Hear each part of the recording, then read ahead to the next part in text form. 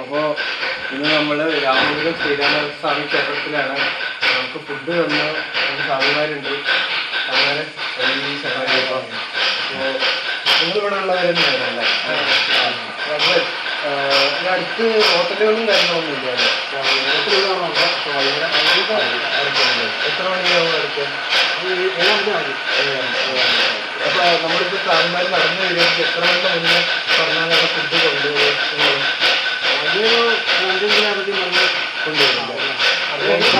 ചിലപ്പോൾ നമുക്ക് പെട്ടെന്ന് ആക്കാൻ പറ്റും.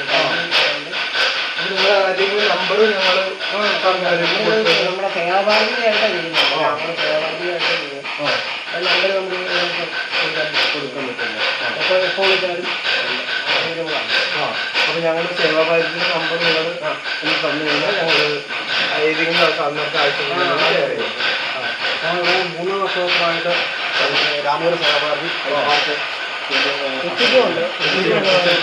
നടന്നു വരുന്ന ഭയങ്കരക്കാണ് കൂടുതൽ പ്രയാസമില്ല.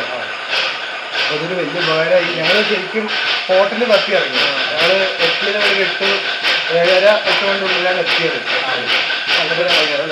നമുക്ക് ഹോട്ടലിൽ തപ്പി ഇറങ്ങി. എന്നിട്ട് ഹോട്ടലിൽ അടുത്തടുത്ത് വരുന്നു. ഇവിടെ കമ്മിറ്റിക്ക് ഒരു ചേട്ടൻ അവരെ അടുത്ത് സംസാരിച്ചിട്ട് ഞങ്ങളെ വിളിച്ചു പറഞ്ഞത് ആ ചേട്ടൻ നമ്പറിലാണ് വിളിച്ചു പറഞ്ഞത്. അല്ല നമ്മുടെ വിളിച്ചു പറഞ്ഞു.